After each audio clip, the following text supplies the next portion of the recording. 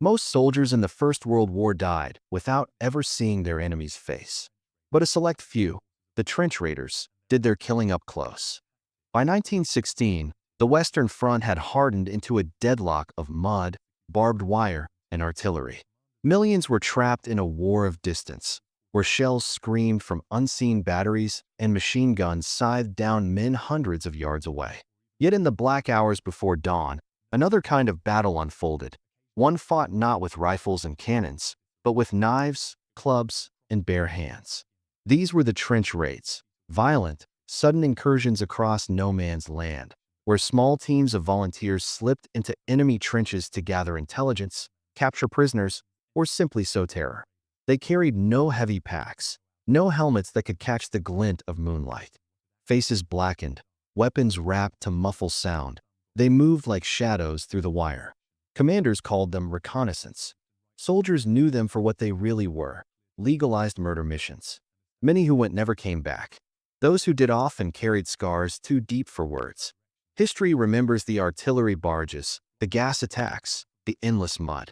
But the secret war of the raiders is darker, stranger, and far more personal than the textbooks admit.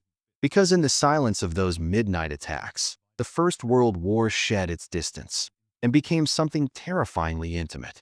And once you know what trench raiders endured, you'll never see the great war the same way again. By 1915, the Western Front stretched like a scar across Europe, for 100 miles of trenches, from the gray waters of the North Sea to the snowy ridges of the Swiss border.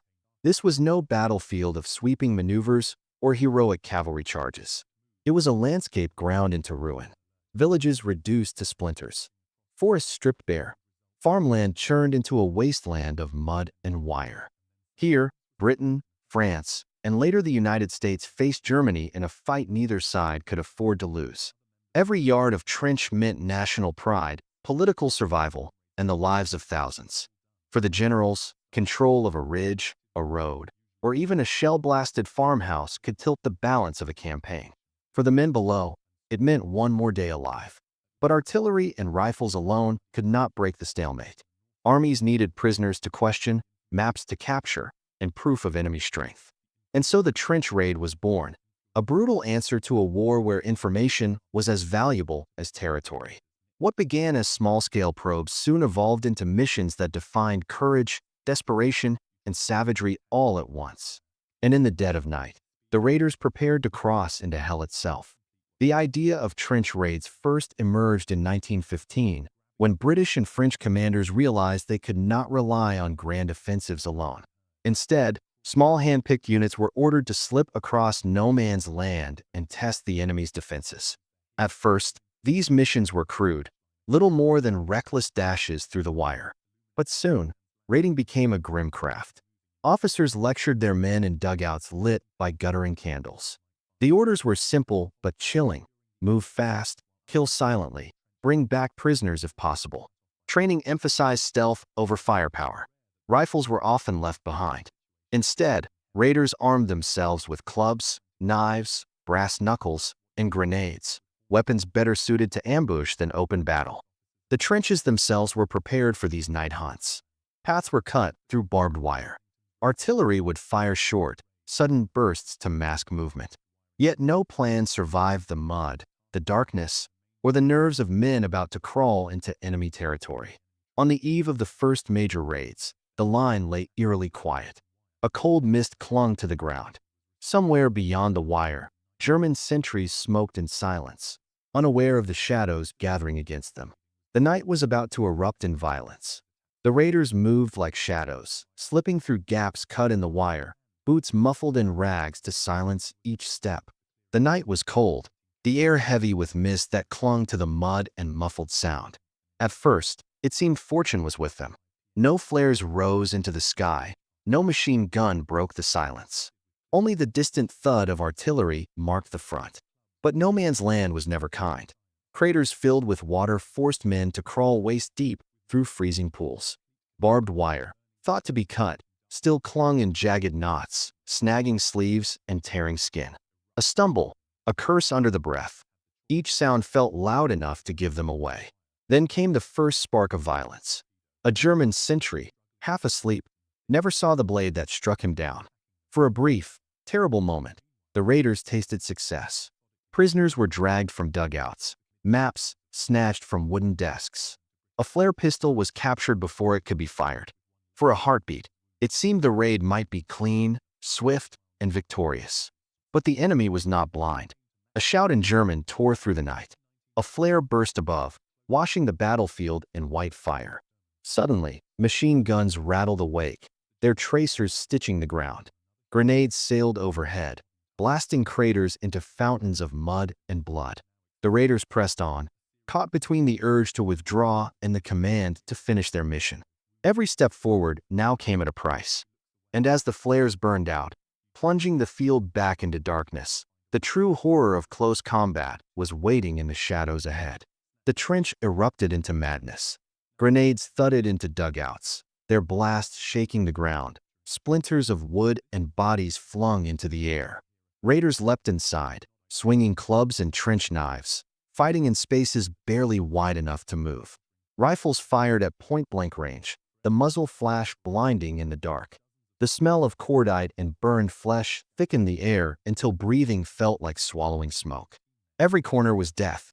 Germans scrambled from bunkers, hurling stick grenades that rolled like tumbling logs before exploding in deafening cracks.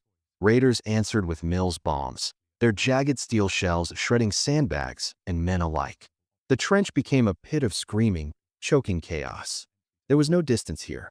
Men grappled hand to hand, helmets ripped away, bayonets slamming into ribs. A club made from a sawed-off rifle but struck with a sickening crunch. Blood spattered the duckboards, slick beneath desperate boots. For a heartbeat, the raiders surged forward, momentum on their side. Prisoners were dragged from dugouts, documents stuffed into satchels. But the Germans adapted quickly, rallying with brutal efficiency. Machine guns were dragged into position. Whistles shrilled, summoning reserves from the rear. The raiders found themselves outnumbered, their brief advantage dissolving into panic. Ammunition ran low. The flare light faded, plunging the battlefield into shifting shadows where friend and foe blurred into one. The realization spread like fire through the raiding party. They were not escaping without heavy loss. The mission was no longer about victory, it was about survival.